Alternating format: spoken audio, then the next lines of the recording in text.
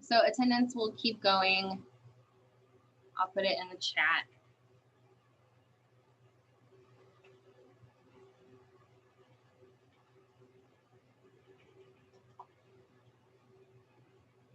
Okay.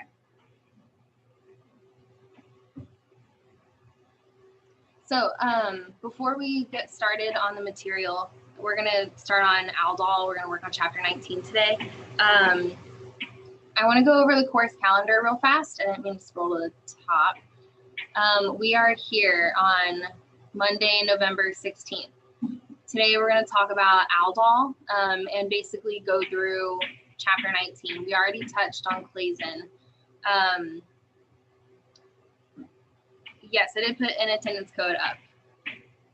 So we already touched on Claisen. We're going to revisit it today in the form of crossed Claisen. And then we're going to go back to just Aldol addition and condensation. Friday, we're going to do a problem solving session. So I'll try to send those problems out by Thursday night. Monday is another lecture. I know that's the week of Thanksgiving, but we do have class on Monday. And then Friday, we do not have class because of Thanksgiving. So that means we are coming very, very close to the end of the semester. So today, chapter 19, Friday, chapter 19 problems, Monday, chapter 20.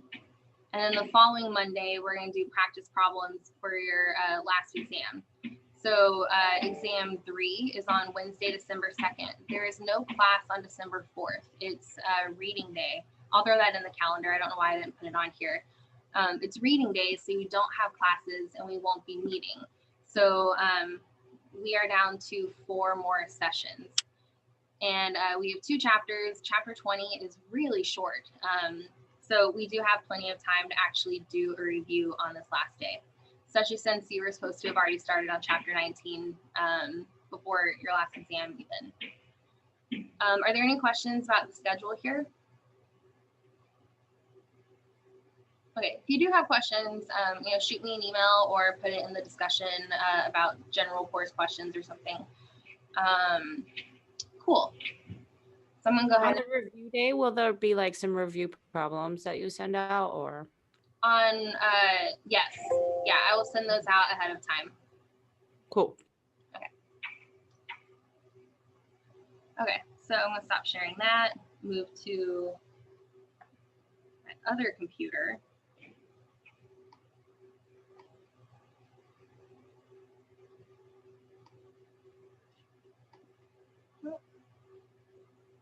Sorry, Zoom's being weird on this side. Okay, there we go.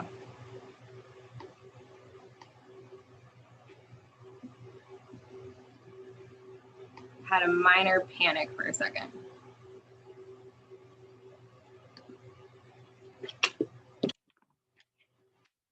Okay, so chapter 19 is all about reactions at the alpha carbon and attacking other carbonyls. So the previous chapter, we had chemistry at the alpha carbon, mostly deprotonating to form enolates and then using it as a nucleophile more in the traditional sense, like what we saw with SN2 chemistry. Chapter 19 is using enolates as nucleophiles on carbonyls. So we're going to work with aldehydes and ketones and also esters. So remember, just like before, we still want to keep that hard line in our brain of aldehydes and ketones do this type of chemistry, esters do something different. So even though they're both going to be susceptible to attack by an enolate, the esters are going to do their own type of chemistry. So make sure that you keep that straight in your head. That's one of the things I see the biggest issues in this chapter is just students forgetting that aldehydes and ketones are going to behave differently from esters. Okay, so let's review the Claisen condensation real fast.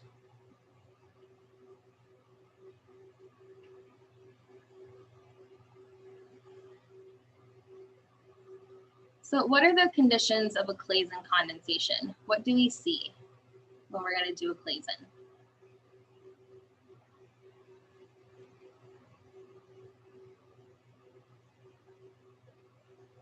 What does our substrate look like?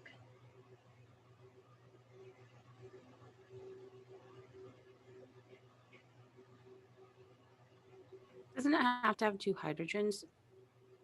It does have to have 2 hydrogens in the alpha position. What functional group are those protons alpha to? Carbonyl. Not just a carbonyl, we want to be specific. Alex and Warren got it in the chat, it's an ester. So Claisen condensation is with esters specifically.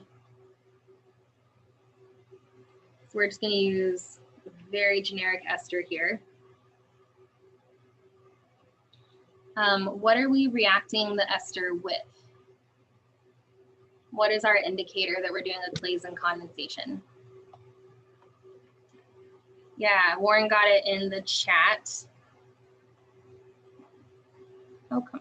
Sorry, my settings opened up all of a sudden. So we're going to see an alkoxide that matches our ester. And when we say matches our ester, we're talking about that OR group, right? So that tells us that we are going to do a Claisen condensation. So we have 2 alpha protons here. We're going to be deprotonating.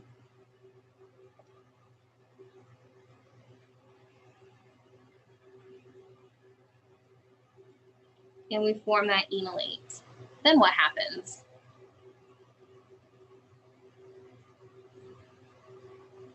That it will attack another molecule of that ester. Right, so even though I didn't explicitly write a 2 here, we know that in this type of reaction for both chapter 18 and chapter 19, there's a lot of the time a reaction with itself.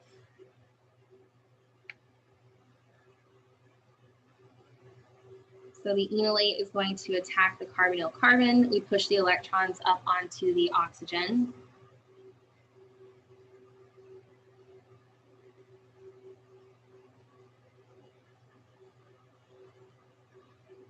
Here's the new bond that we just made using those arrows. And then here's our other ester molecule. I think a lot of you were having trouble drawing the intermediate or keeping track of your carbons. So I want to remind you of the trick here, because this is going to be really important for Aldol also, that you can do this. Look at your carbonyl carbon and know that that's the carbon that you're drawing the bond to. So here's our carbonyl carbon. There are 3 other things coming off of the carbonyl carbon, right? We have the carbonyl oxygen, which is about to be a single bond. We have our ethoxy group, and we have our ethyl group. So those 3 things are attached to that carbonyl carbon. So here is our ethyl group, here's the ethoxy group, and here is our now singly bonded oxygen with the negative charge. Does everybody see where we got that? What's another thing that we can do right now to make sure that we have the right structure? Count carbons? Yes, count your carbons. The exams haven't been fully graded yet, so I don't feel comfortable giving an average, but I did go through the problems and kind of look at what you guys are struggling with. And a lot of you, if you would just count your carbons, you would have been fine. Like you guys did the correct chemistry, but you chose the answers that had the wrong number of carbons in them. So count your carbons and you'll be great. So there's 1, 2, 3 in this ester, and then 1, 2, 3. So we should have 6 total, right? 1, 2, 3, 4, 5, 6. That's not going to change in this chemistry. We're going to keep our carbons. What happens next? Acid workup? Not yet. Does the oxygen reform its double bond? Yes. So we're going to reform the pi bond and kick out the ethoxy group.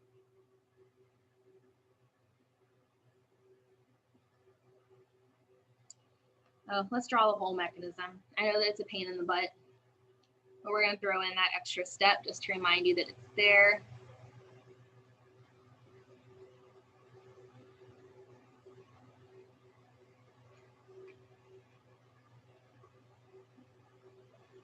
Okay, so we're still in ethoxide. What happens again at this point? another alpha hydrogen comes off. Right. So this is kind of the weird part of the Claisen reaction, because we've actually just made the product.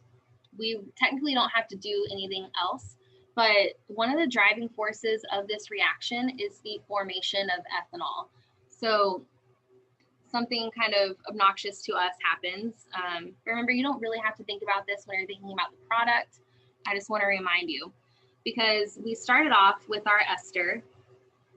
What was the pKa? Let me pick another bright color.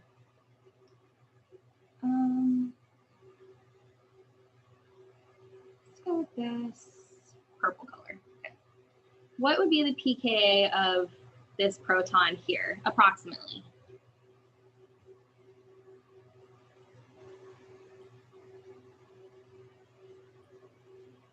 Yeah, I'm seeing in the chat 25. That's good. Yeah, so around 25, because it's alpha to an ester. But now we have this proton that is alpha to an ester and to a ketone. What's the pKa of that proton?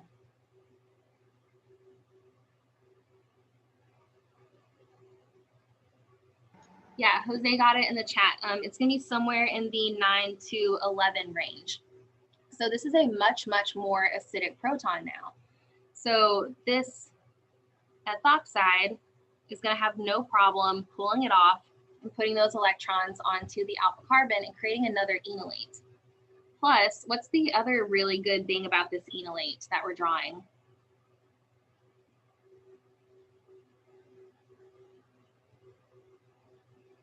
Any ideas? What else is really good about this?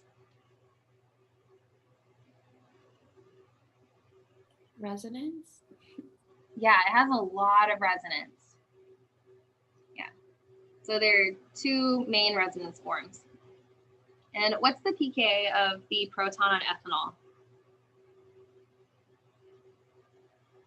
Is that one 16? Yeah, it's about 16. So in this particular equilibrium, which side of the reaction is favored? Is it the side with ethanol or ethoxide? Ethoxide.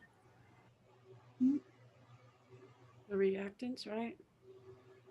Oh, ethanol. I'm sorry, I said the wrong one. Yeah, we have our reactants and we have our products. Which side is favored here? Product. Yeah, it's the products. Oh, my computer wants to restart. No.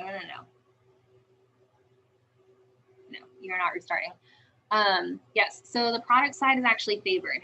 And this is one of the driving forces for the reaction. We've created a weaker acid. And then at this point, we throw in an excess of protons somehow. You can add in more ethanol. You can add in an aqueous acid workup if you want. The aqueous acid workup, if you do that, you definitely want it to be a very, very weak acid. You could actually probably just throw in water if you wanted, but you don't want to overwhelm it with aqueous acid because you have this ester here, which could be hydrolyzed. But we are going to give it a source of protons so that we can reprotonate our enolate here.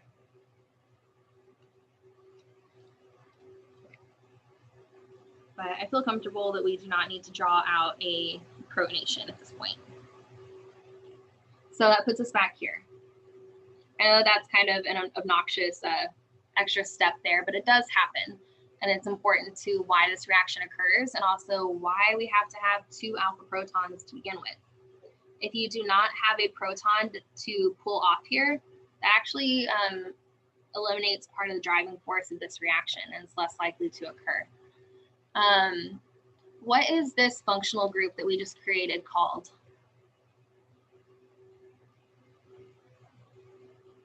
Beta keto ester. Right, this is our beta keto ester. Cool. And this is always the product of a Claisen reaction. Okay, so that is Claisen in a nutshell again. So our next idea here is the crossed Claisen reaction. And we're not going to spend a lot of time on this because this is just identical. But the key thing in a crossed Claisen reaction is that you want only one kind of alpha proton. So what I mean by that is you want one molecule to have alpha protons and the other one to not have alpha protons. The reason being that if you have, let's say we had two different esters,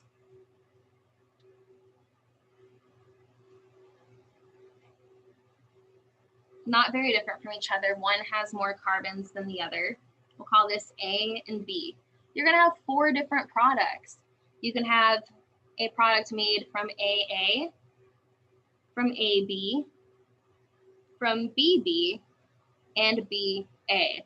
And it seems like AB and BA should be the same, but they're not because, and let's put an arrow here. We have one where A is attacking A attacks B attacks B attacks A. So these are all different products. And if you want to destroy your brain at some point, draw them out and make sure that you're counting your carbons. So if you have multiple types of alpha protons, that is the issue there, is that you're going to have 4 possible products. That's a mess. Not only is that not a great test question because there's so many things that you could draw, but it's not a reasonable synthesis. Usually when you're trying to do a synthesis in organic chemistry, you're aiming for one thing, right? So why would you run a reaction that's going to give you 4 different products that are going to be almost impossible to separate from each other because they're going to be the same functional group, similar solubilities, just everything. So the ideal situation is you have one ester, and this is just an example. This is not the only possible situation, but you have one ester that has no alpha protons. Another example would be an ester made from formic acid, so a formate ester. So neither of these have alpha protons, which means they cannot be turned into an enolate. These can only be the targets. So remember, we use target to describe the one that's going to be attacked, right? It's not going to be the nucleophile, it's going to be the electrophile. And then you can have any other ester present, one that has alpha protons. Can go back to our standby here, ethyl propanoate. You have a proton there. Second one, we can turn that into our enolate, and then it will attack ethyl benzoate or ethyl formate, whichever one you're using. So the only thing that can be kind of tricky here is that you have to make sure that you draw the correct product. So I'm going to give you a shortcut real fast. I don't love shortcuts, but this one's pretty reasonable. You take your enolate ester and you draw that out first.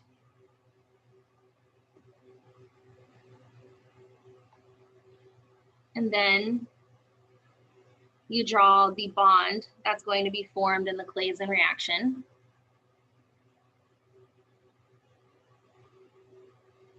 And then you draw the target minus the alkoxyl group.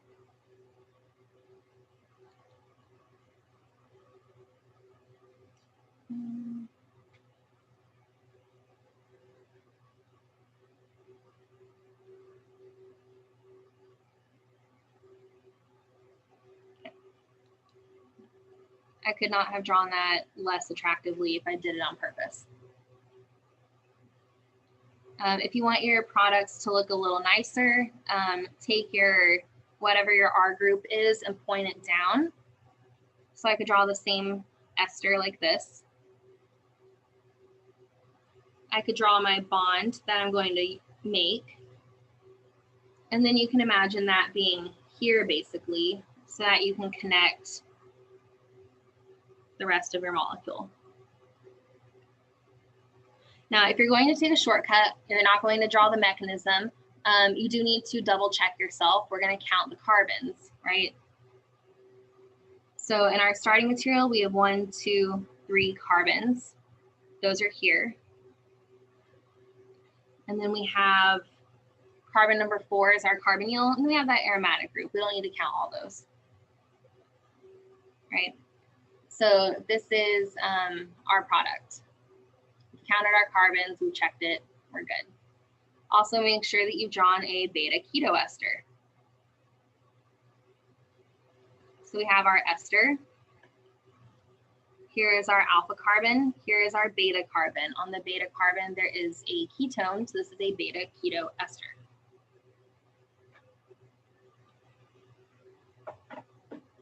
Are there any questions about this? Cool. It's not any more complicated than a regular Claisen, and in some ways it's actually easier because you don't have to remind yourself that you're going to use the same molecule twice.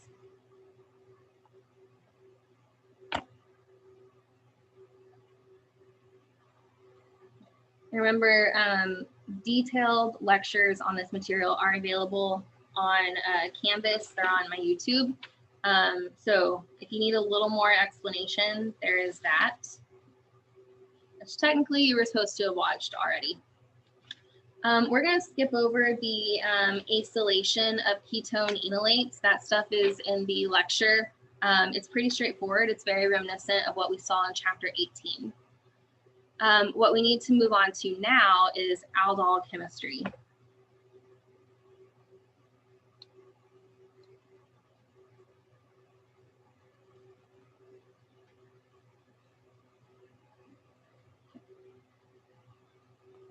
So we have aldol addition and aldol condensation.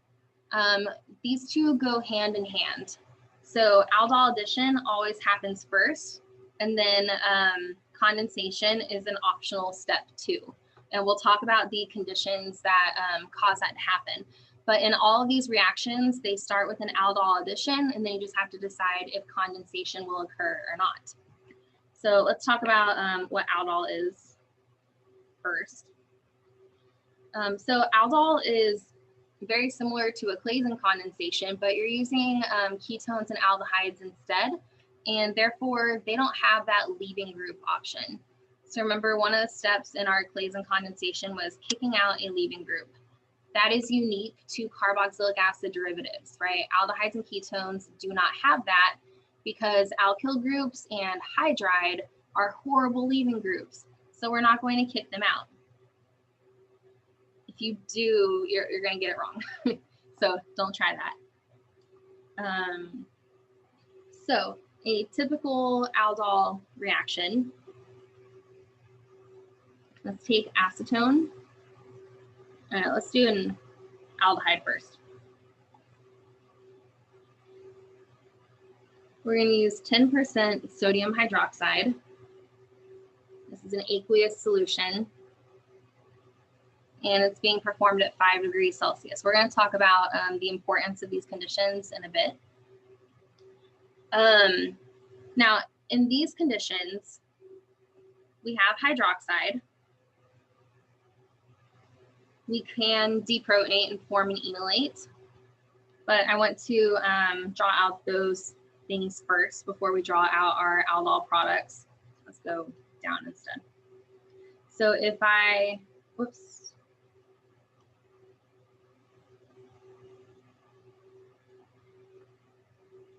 If I draw my enolate,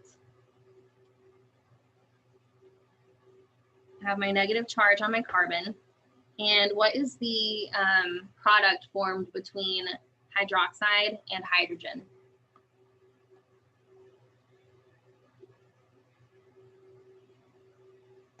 Hydrogen or water?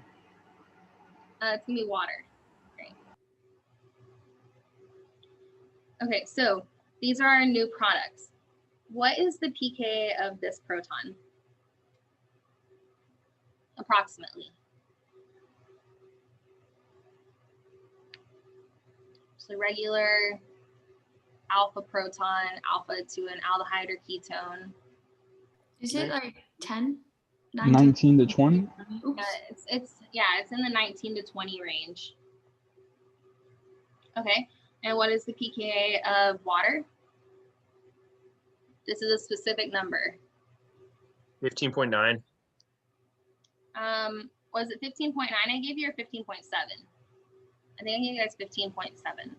I thought it was 15.9. Both. I So- have it written down as both. I got it written down as 15.9 because I remember you saying that like the H in alcohol was 16. So Okay, I mean, they're pretty close anyway. It doesn't really matter. We can go with 15.8 if you want, but yeah, so it's lower, right? So water is more acidic. So which side of this equation are we favoring? Are we favoring the reactants or the products? Reactants. Reactants. Yeah, we're favoring the reactants. So there's not nearly as much of the enolate as there is of the aldehyde. There's one other factor here as well that causes us to favor our reactants. Does anybody see it?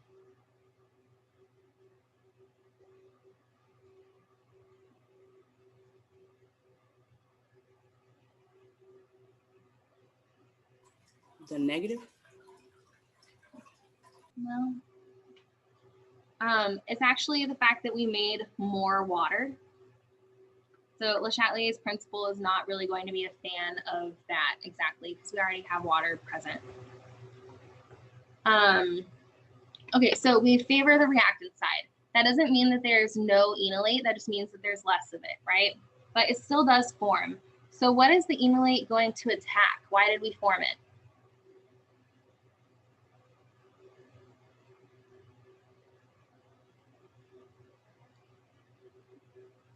In the reaction conditions, we have the enolate a little bit. What else do we have? More of the aldehyde. Right, we have more of the aldehyde. So the aldehyde is our target molecule.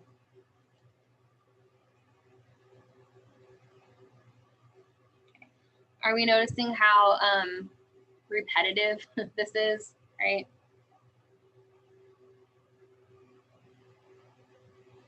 So we have our enolate aldehyde. We have the bond that we just made. We have a methyl group. We have a hydrogen. And we have a negatively charged oxygen. Let's clean that up for a second. We can make that look prettier.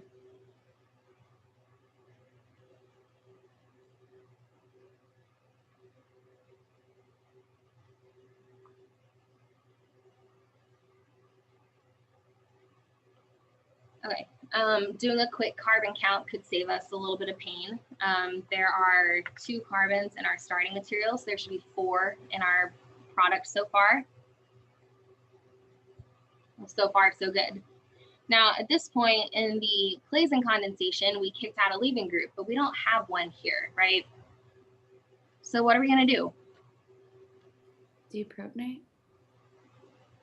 Or, add an, or protonate.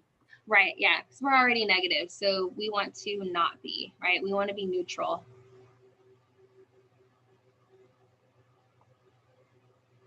Hi. Okay, so now we've neutralized our alkoxide here.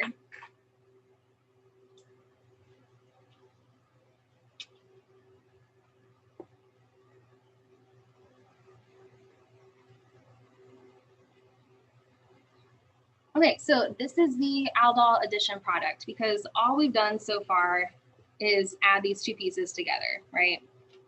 Nothing too crazy. It looks a lot like our other carbonyl additions. Are there any questions about this?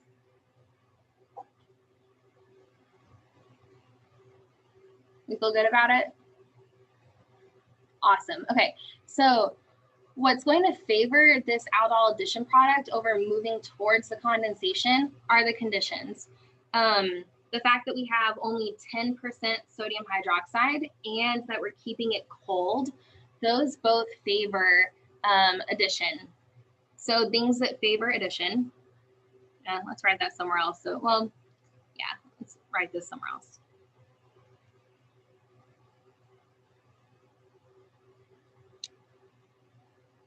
So favoring addition, you could have not weak, I want to use dilute. Dilute, base, or acid. This can happen in either acid or base. We'll look at the mechanism in acid in a second. And or low temperature. So these are two things that can favor addition. Now, the interesting thing about the aldol addition product is that if you take your aldol addition and you keep it in those conditions or increase the concentration or heat it up, you can actually push it towards the condensation. So remember when we learned about elimination reactions, what was the one factor, this is from OCHEM 1, so I know I'm asking a bit here. What was the one factor that just guaranteed elimination? Bulky? Or Not no? bulky. Yeah, I mean, using a bulky base does cause elimination, but even in things where we weren't just using a base like that, yeah, Samantha got it, heat, right? Heat favors elimination. So let's take a look at this condensation, what's actually happening.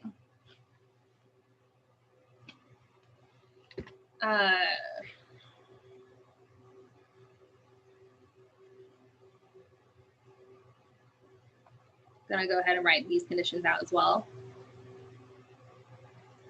Concentrated acid or base.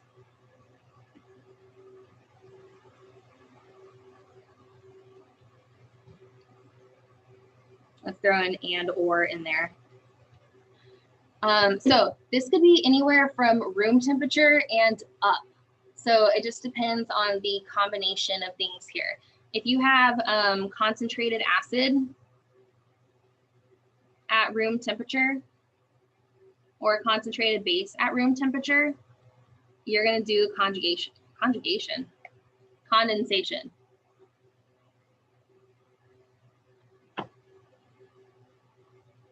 Heat at all, so any conditions, condensation.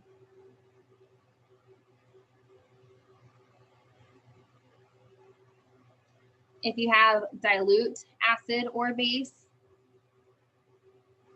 that tends to tell you addition, especially if All is still condensation. what? Heat it all is still condensation. Yes, if you heat it, no matter what the conditions are, you're going to go to the condensation product. Okay.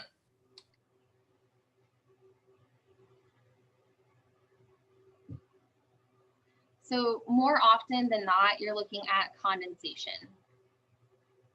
Typically, if I want you to stop at addition, I give you the trigger of low temperature.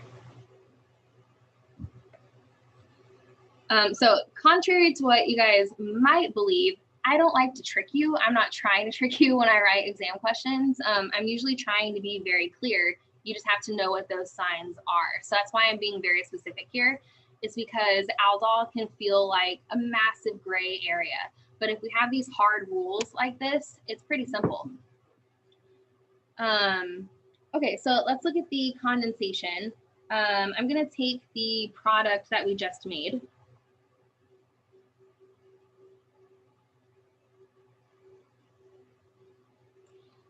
Which is a beta hydroxy aldehyde. But your product could also be a ketone if you start with a ketone. So, oops. So when you're looking at aldol addition, your product is a beta hydroxy carbonyl.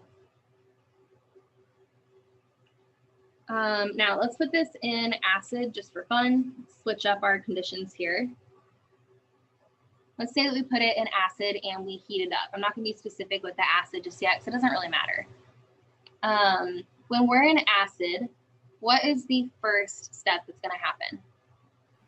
Aren't we protonating? Protonate. Yeah, we're going to protonate. We're going to protonate the hydroxyl group.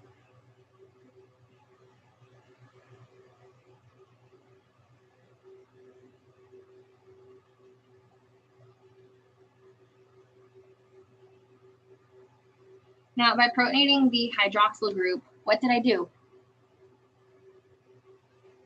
Created a better leaving group. Yeah, this is a much better leaving group. Cool.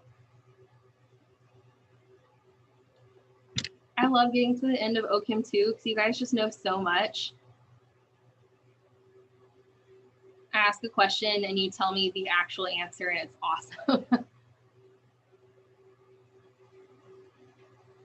Okay, so now we have an alpha proton that is between a carbonyl carbon and a carbocation.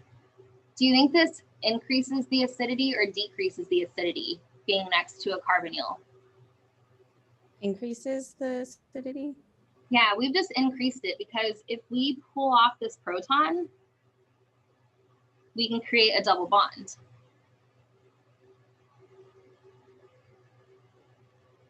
And anytime that the conjugate base is more stable than the acid, that acid is pretty acidic, right? So the acidity of this proton is because this is much better.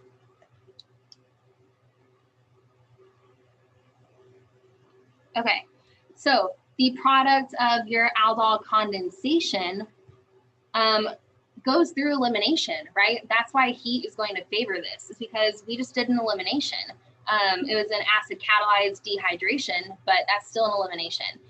You can also do this in base. We could have just pulled off this proton and kicked out hydroxide. You can actually do that when you're in concentrated sodium hydroxide and heat. Even though hydroxide is not our favorite leaving group, you can do it. So because this goes through an elimination mechanism, that's why heat is going to favor it. Our product of an aldol condensation is called an alpha beta unsaturated carbonyl.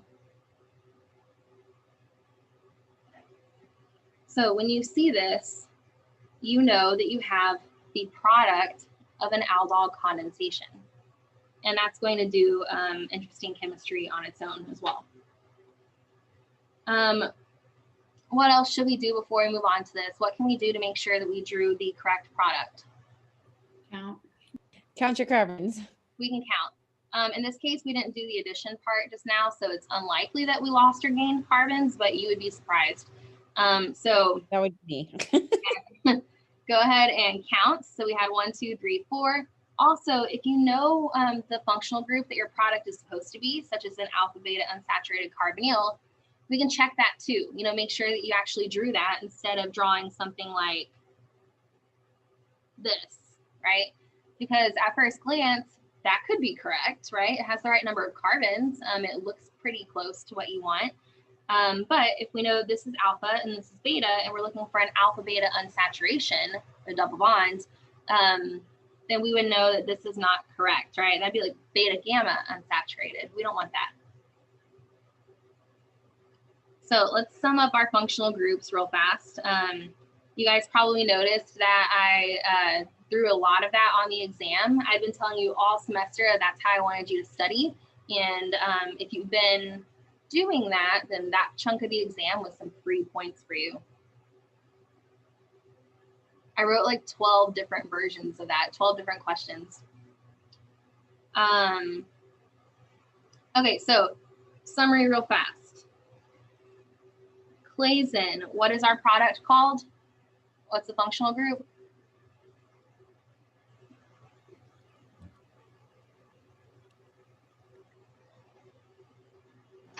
Beta keto ester.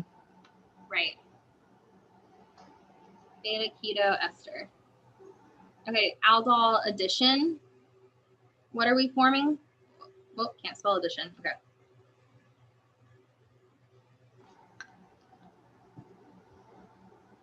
So for just the addition part, it's the aldol addition product? Or are you looking for the alpha beta unsaturated carbonyl? So that's from the condensation. After the addition, you have this right here. Yeah, so I see it from Sam in the chat. That's a beta hydroxy carbonyl. So when I say carbonyl, you can sub in aldehyde or ketone. And then for an aldol condensation, what do we form? The alpha beta unsaturated Yeah. carbonyl. Right. Alpha beta unsaturated carbonyl.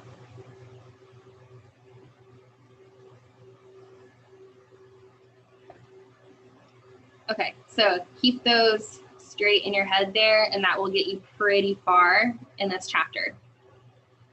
So those are the basic ideas of aldol here, and the mechanisms are fully 100% worked out in the videos that I made for you guys. I also posted the PowerPoints with the annotations. So not only the blank PowerPoint, but the annotated one. And the cool thing about the annotation is that it keeps my words also. So you can actually put the PowerPoint on like a presentation and it'll play through like a video. Some students like that because you can take notes on it as I'm talking. So you can add to the slide or you can pause it. I know you can pause on YouTube also, but some students have enjoyed the PowerPoints a little more. So the next thing that I want to approach for you guys, whoops, I got my pages out of order. Okay. There's some cyclization of aldol reactions. I actually want to touch on that on Friday. I want to do a different concept real fast. If we start with the alpha beta unsaturated carbonyl and we want to do an addition, you have two different places that you can add at that point, and that makes it a little more exciting. So we're going to look at additions to alpha beta unsaturated carbonyls. And again, I can't stress this enough. We are speeding through some main points right now. There is a lot more material in this chapter. You need to go home and watch those lecture videos. Otherwise, you're going to be missing a lot. So this brings up the concept of conjugate addition. So let's draw our carbonyl, our double bond. Let's say that we introduce a nucleophile. Normally, when we have a nucleophile and a carbonyl, where do we attack? The Carbonyl carbon. Right, the carbonyl carbon. So that's an addition that we've seen before. That would give us something to this effect as our first intermediate, basically. This is called a 1,2 addition. Well, it's similar to a 1,2 addition. Ignore that.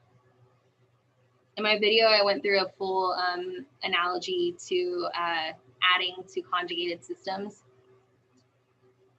This is not quite the same.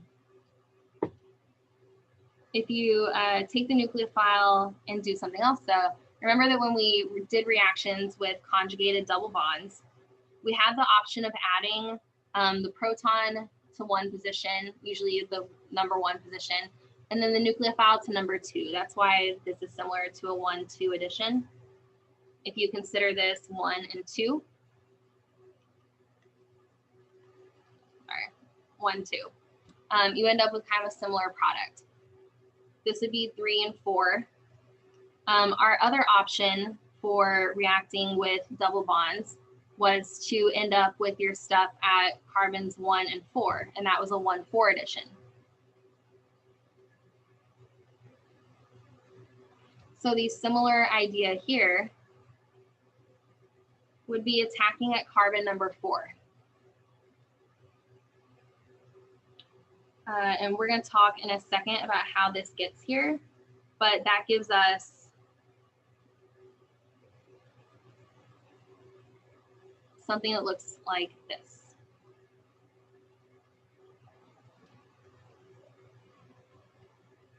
And this is called a conjugate addition, just like it is with our conjugated double bond systems.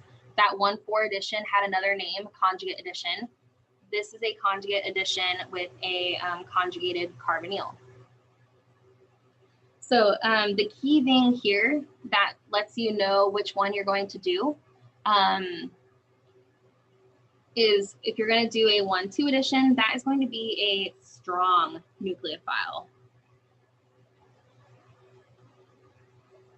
A 1,4 addition will happen with a weak nucleophile.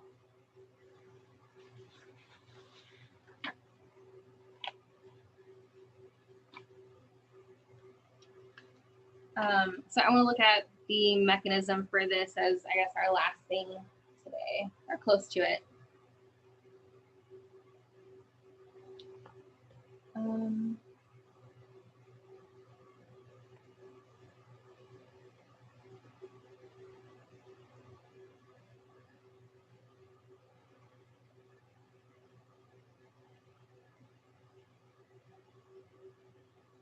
Okay, so this is an alpha beta unsaturated carbonyl. It is the result of an aldol condensation. A fun practice would be to figure out what compound was reacted in an aldol condensation to get here. That's actually called a retroaldol reaction, and we'll talk about that on Friday. But this is the product of an aldol reaction. And if we introduce a weak nucleophile, such as cyanide, right? It's a good nucleophile. I'm not saying it's a bad nucleophile. I'm saying it's a weaker base, essentially. It is going to attack here. And that's going to kick off a chain reaction, essentially.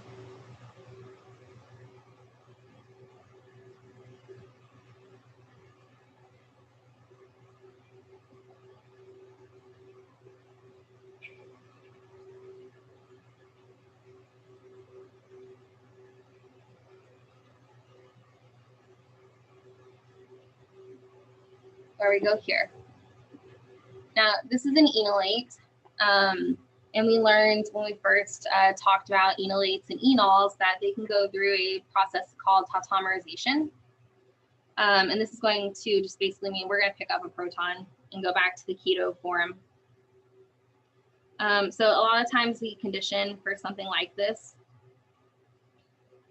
is that you have your nucleophile and it's in the presence of something that's not very acidic, so something like ethanol.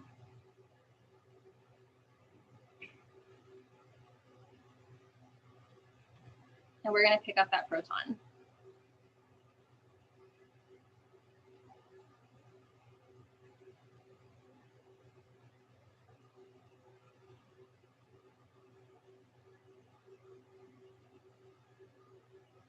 So here's our new proton there. So this gives us a nucleophilic substitution in the beta position, and we reform our ketone.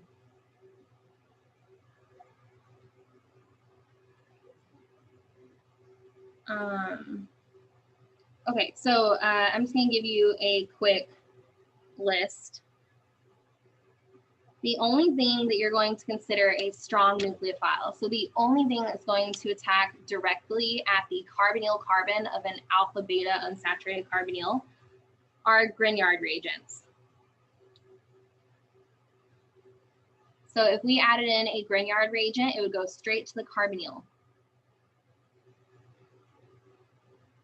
Our weak ones will include cyanide, enolates, and amines. Doing a conjugate addition with enolates has a special name. That is a Michael addition, so that's one of the next topics. I'm pointing this out because sometimes students look at that and they're like, that's a whole other reaction. No, it's not. You're just using an enolate as a nucleophile to an alpha beta unsaturated carbonyl. So if you look through the chapter, there's actually not that much left. It kind of looks like a lot, but it's really not. There's some practice problems at the end as well. You really need to watch these videos. I need you to watch them and work through the practice problems on your own. And then the solutions are also written out there as well. So you should be able to follow them pretty easily. Are there any questions about what you need to be doing this week? So aside from the rest of chapter 19 videos, will there be like another module specifically for the rest of chapter 19?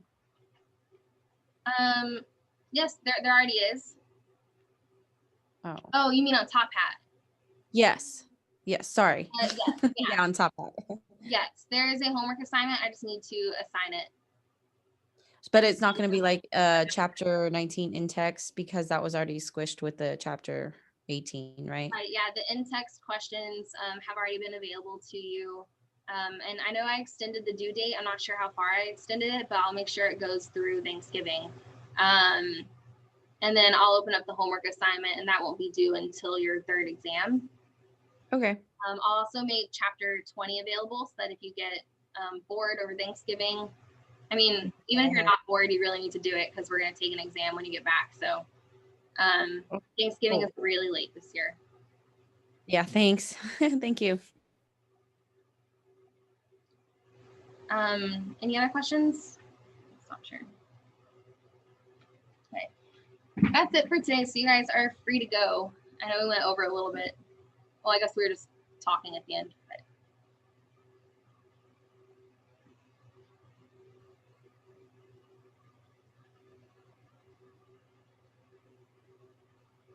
No, thank you. Have a good day. You too. Gage, I see your question. My office hours are at 12:30, so 12:30 to 2. Okay, thank you. Yep, no problem.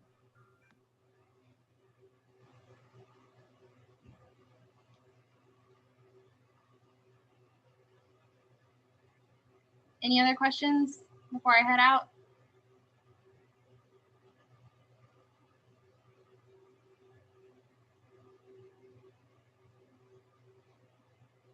Okie dokie. Bye, guys.